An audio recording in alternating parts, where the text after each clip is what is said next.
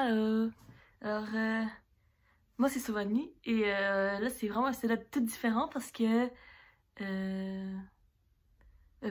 on va full utiliser la règle de la main droite, fait que j'ai voulu... je me suis dit que ça allait être plus clair comme ça si je pouvais utiliser ben...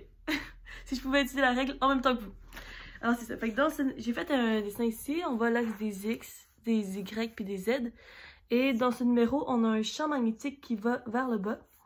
Et on nous demande de trouver l'orientation de la force magnétique qui va agir sur différentes particules qui vont se déplacer dans ce champ. Alors, j'ai écrit la formule de la force ici. F est égal à Q, V, produit vectoriel avec B. Une autre façon de calculer le produit vectoriel, c'est en prenant les modules V fois B fois sin de l'angle entre les deux vecteurs. Ouais, c'est ça, fait que c'est... Alors, commençons.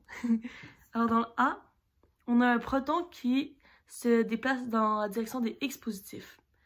Alors, je vais aligner mes mains comme ça, dans la même direction que le proton va se déplacer, et je vais plier mes doigts vers l'orientation du champ magnétique. Fait comme mon champ est par là, je vais les plier comme ça, vers le bas. Puis là, on voit que mon pouce, il rentre dans ma feuille. Il rentre dans ma feuille, alors ça veut dire que la force magnétique va être dans le sens négatif de l'axe des Z. Au B, on a un électron qui va dans le sens négatif de l'axe des Z. Alors, si j'aligne mes doigts, on peut voir que ça rentre dans ma feuille comme ça. Et après ça, je plie mes doigts pour aller dans le même sens que le champ. Et je vois que mon pouce pointe vers les X négatifs. Mais puisque c'est un électron, donc qui a une charge négative, c'est une particule qui a une charge négative, il est important de ne pas oublier de tourner notre main comme ça. Alors, on voit que la force est dans l'axe des X positifs. Une manière de s'en rappeler, c'est juste de voir que la charge de la particule fait partie de la formule pour trouver la force magnétique. Alors, un Q avec une charge négative, ça va inverser comme le sens du produit vectoriel. Mettons, V croix B, ça me donnait vers les X négatifs, fait que ça donnait moins I. Avec le moins de la charge, ça donne moins, ça donne plus, alors. Ouais. J'espère que c'était clair, là. Sinon, vous pouvez l'écrire dans les commentaires, là. J'ai trouvé un autre moyen d'être plus clair. Ok, bon, je continue. Au C, on a un proton qui va vers les Y négatifs. Fait que si j'aligne mes doigts comme ça, c'est par là. Puis après ça, je vois que c'est parallèle au champ. Alors, je pourrais pas vraiment plier mes doigts puisqu'ils sont déjà dans la même direction. Fait que là, je serais comme, c'est tellement bizarre. Mais en fait, c'est que, faut jamais oublier, quand la vitesse est parallèle au champ, la force, elle est nulle. Il n'y a pas de force.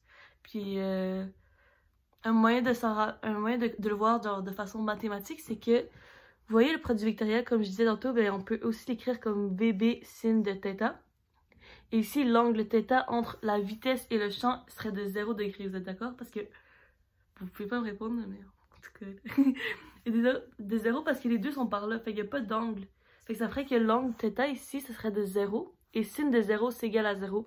Donc la force est égale à 0. Il n'y a pas de force. Alors, il faut pas oublier. C'est un détail vraiment important. Quand la vitesse et le champ sont dans la même direction, il n'y a pas de force. Quand ils sont parallèles. Puis aussi quand ils seraient antiparallèles. Parce que le sin de 180 degrés, c'est égal à 0 aussi, alors. Bon, si vous vous rappelez votre cercle trigonométrique. Bon, continuons. Pour le D, c'est un électron qui va dans le sens des X positifs. Alors, j'aligne mes mains comme ça. Je plie mes doigts vers le champ. Je vois que mon pouce rentre. Mais puisque c'est un électron, je switch ma main de bord. Puis ça fait vers les Z positifs. Donc la force est vers les Z positifs. Et finalement, au E, on a un proton qui s'éloigne de l'origine de l'axe du référentiel. Et c'est dans le plan XY qui se déplace. Et on dit qu'il a 45 degrés au-dessus de la portion positive de l'axe des X et aussi à 45 degrés de la portion positive de l'axe des Y. Fait que ça veut dire que le proton se déplace dans cette direction. Donc je peux aligner mes doigts.